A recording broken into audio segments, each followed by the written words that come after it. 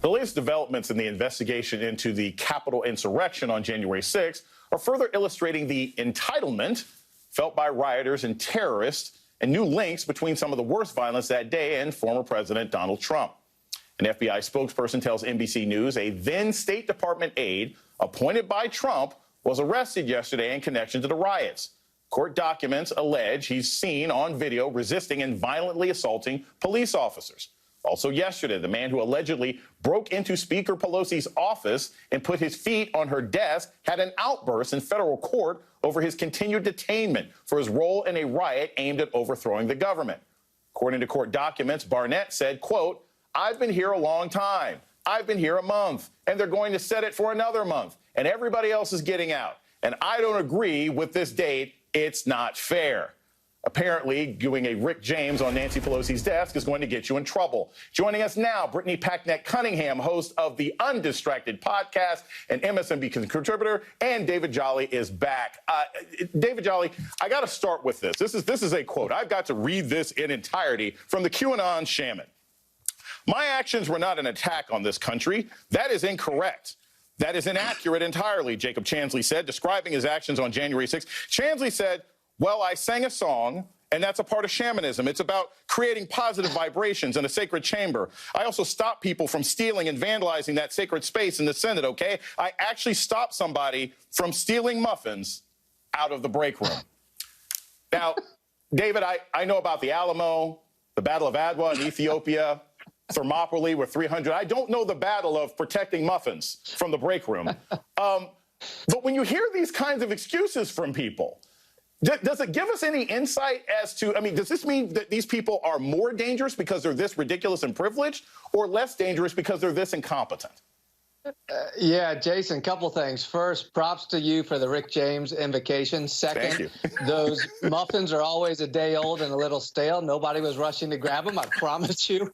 Exactly. But this scene paints a perfect analogy for us in which the domestic terrorists, those who behaved like domestic terrorists on January 6th, may have found safe harbor within Trump's GOP, but they're not finding it in the court of law and within our criminal justice system, nor should they.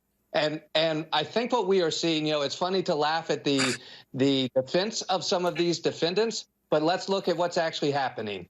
Law enforcement is prosecuting these people in the court of law, and that's where the attention should be drawn. And frankly, where Republicans have failed to lead in the narrative is they should be leading. If they truly say that this does not represent their party, well, then lead in providing law enforcement and confirm an attorney general and give them the resources to continue to root out these domestic terror cells that behave in the name of a political movement. Going along the same lines, Brittany, you know, Republicans are fond of saying, oh, well, we had protests last summer, and that was just as violent as what happened last year. And now in the state of Kentucky, we've got the Senate just passed new laws saying that they will arrest and can imprison protesters for just taunting police. Can you tell us a little bit about the difference between what we saw on January 6th, which was a terrorist action, and what we saw last summer, which was protests against the killing of unarmed black people by state-sponsored agents? Well, you know, Jason, I have to start off by saying that white privilege is a hell of a drug. And when you have gotten to the place where you believe that you are entitled to life going only as you want it to and never being held accountable for your actions, this is the kind of entitlement that you get. So I'm not at all surprised by any of the reactions to accountability and consequences that folks are facing. But you are absolutely right. Words mean things, and we shouldn't toss around words like activists and protesters to describe people who are insurrectionists and domestic terrorists. We also probably shouldn't be using the word shaman, given that that is culturally significant for some people, and this was just a rioter in a hat.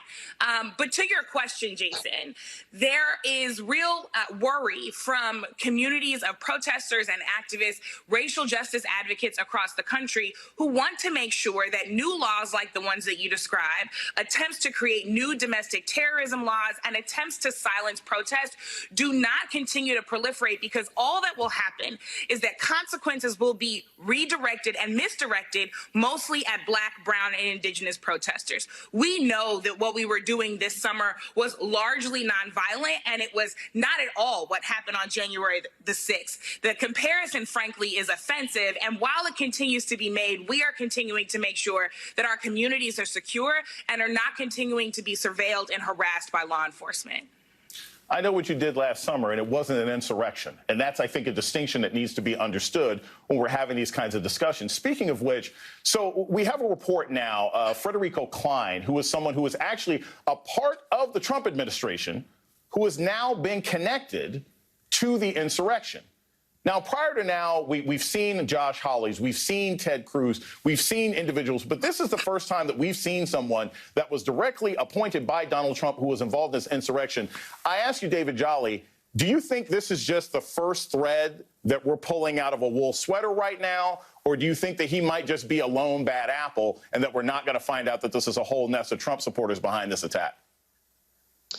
Yeah, look, what we know from 4 years of Donald Trump is there's this shadowy network of quasi-political people, the Roger Stones of the world and the others, who have been involved in money changing hands and organizations coming together and selling products that weren't really products, and some of them got caught doing it. So it wouldn't surprise me that a number of people in the Trump universe were behind the organization of the January 6th event.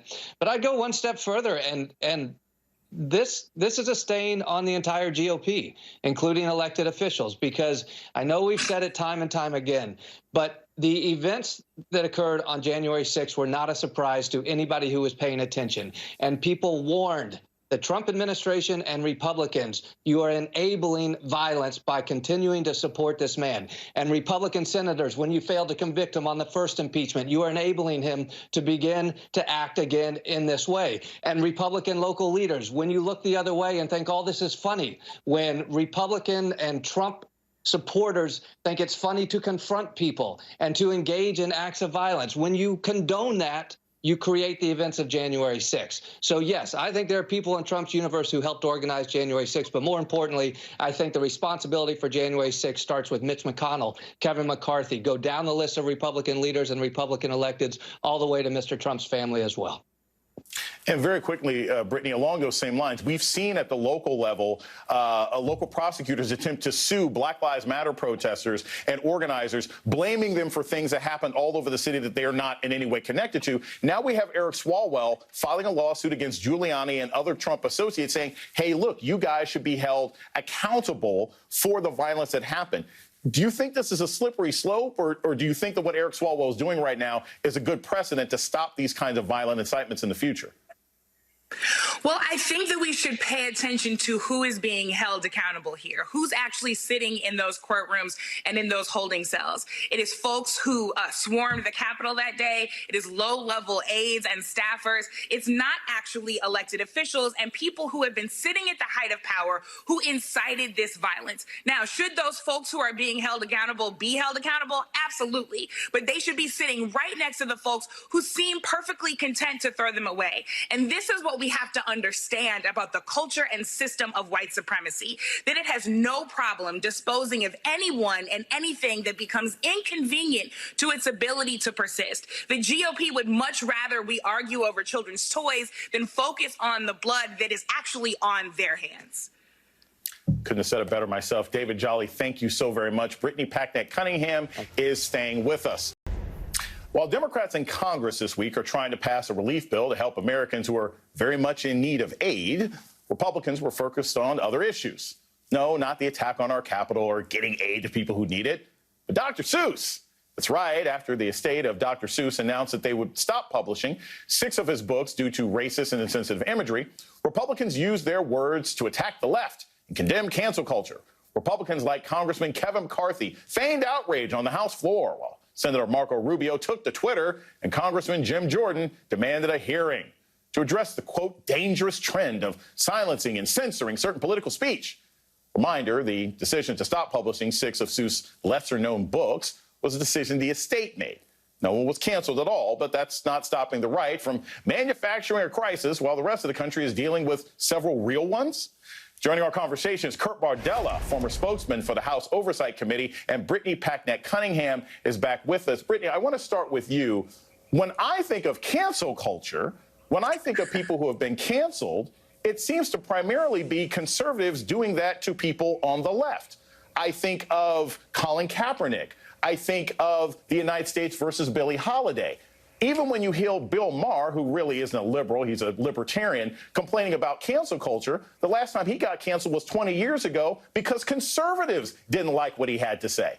Am I just missing history here, or is there some long history of the woke left pushing conservatives out of their jobs for political speech? You know what, Jason? I'm going to say something really controversial. I'm going to admit it live on air that I, a progressive, believe in cancel culture because I want to cancel student loan debt. I know it's wild to believe, but I want to cancel wealth inequality. I want to cancel this offensively low minimum wage. I want to cancel police violence. I want to cancel all of the injustice that the Republican Party continues to benefit from. And it's because they benefit from it that they want to distract us with this, like you said, manufactured war on culture. They want to create that out of thin air so that we're not focused on how they are robbing us hand over fist. So yes, I admit it. I fully believe in cancel culture because I want to cancel the things that actually harm us. You heard it here, Twitter. Now we have to go after her. Kurt, I got to ask you this because, look, you worked with the House Oversight Committee. Much of cancel culture, I also think, is bad faith, right? It's Republicans trying to weaponize democratic values against them. They go after Al Franken, then 2 years later support the guy who says, I'm going to grab women in their private parts in public. When Republicans do this, when they say, let's talk about cancel culture, let's talk about Barbie, let's talk about Mr. Potato Head, instead of talking about policy, is this just to feed their own conservative echo chamber, or is this actually sustenance for their supporters out there in the land of voters? Well, it's a little bit of both, but really anything that Republicans want to talk about, what it really illustrates is all the things that they are bending over backwards to avoid actually addressing and confronting.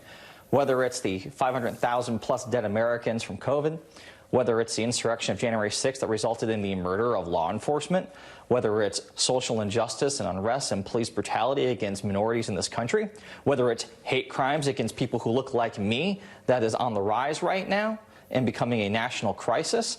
These are the things that warrant national conversations, but Republicans time and again have shown us that rather than address those issues, rather than become partners in the effort to try to solve these very real societal problems, they would rather talk about Mr. Potato Head. They would rather talk about things like whether it's monuments, whether it's so-called invasions at the border, whether it's Benghazi dressed up as congressional oversight. We have seen this pattern going back from when Barack Obama was president to where we are right now of Republicans throwing anything they can out there to try to distract their constituency, their base, from realizing that they have been conned by following the Republican Party. This party that doesn't want to give those people, the working class white Americans we always hear about, they don't want to give them a $15 minimum wage. They don't want to give them common sense solutions to avoid getting a deadly virus that will kill them. They would rather get you outraged about nonsensical things that aren't real controversies, and they aren't cancel culture. They're choices. They're decisions that were made by voluntary means, not through being compelled by big government, not through being shamed into it. The estate of Dr. Seuss made this decision freely, voluntarily, of their own free will. That's something that Republicans used to celebrate. They used to say, we don't need big government. We can make our own choices. We believe in personal responsibility, individual freedom and liberty. And when we see that now being exercised, Republicans are the ones who want to cancel that. Yeah, see, a lot of people had their power canceled in Texas, but, the Republican Party wants to talk about something else. Brittany, something else that I think is key here is for public narrative's sake, it's important that we make a distinction between people being held accountable and people being canceled. Being held accountable is you got busted for something, you broke the law, and therefore you should go to jail. Being canceled is something else entirely. What's an example that you can think of where these two things are sort of being conflated? Because, look, when I see a Republican possibly going to jail, when I see people who are protesters possibly going to jail, that's not cancel culture, that's consequences, right? Consequences is exactly what this is. And I think the most important example here is actually democracy, that we are holding people accountable because we elected them to do a job. We elected them to actually serve the people and the constituents that voted for them and the ones that didn't vote for them, because that's what you sign up for when you decide to be a public servant. You derive your power from the people, and you are supposed to be in service of the people and their power every single day that you were in office. So being held accountable to that should make you uncomfortable. That's the job you signed up for. And we should talk about what is actually cancel culture. What's gross here is that the people who are perpetuating cancel culture are Republicans. There are 253 bills that have been introduced in 43 states where members of the GOP across this country are attempting to cancel our votes. That is the bedrock of democracy, the very thing they pledge allegiance to, the thing that they say we should believe in when they try to force us to stand up for their national anthem. So let's get real about what's actually being canceled here versus what should be being canceled here. I was talking about cancel culture on my New Slate podcast, Kurt. We were talking about this earlier. The other thing that I think is missed in these cultural arguments is that it's being used to fundraise. That Republicans, when they are not providing people with a $15 minimum wage, are then going to them and saying, send me $25, send me $100 to battle cancel culture. So really, is this just boiling down to another way to raise money off of people in the middle of a pandemic after Republicans have perhaps lost other forms of financial support? Listen, all that we have seen from the Republican Party during this time of Trump being the leader and the face of the party is them milking their core constituency for tens of millions of dollars and delivering them nothing but basically a death sentence.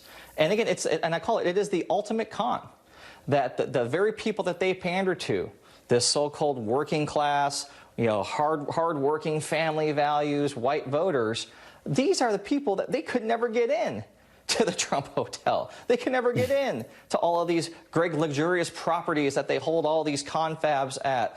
They make fun of these people. They are using them, and they are using them to raise money and enrich themselves. It is the ultimate grift, the Republican Party right now. How they message to them, get them to send them $5, $10, $15, and then go on and vote against policies that would actually help these people, and they are calculating that they'll never wake up and they'll never get it, and they'll keep using them like a human ATM machine in perpetuity. Look, any of these Dr. Seuss books you want to get, you can go to your local library once they open up after COVID. Brittany Packnett-Cunningham and Kurt Bardella, thank you very much for coming on with us this afternoon. Thank you for joining us for this hour of Deadline White House. The Beat, where I'm the rapper, he's the DJ, with Ari Melber, starts right now. Hi, Ari. You get me every night. Last night a DJ saved my life, and that DJ was you, Jason. Thank you very much. I'm on the wheels of steel all the time.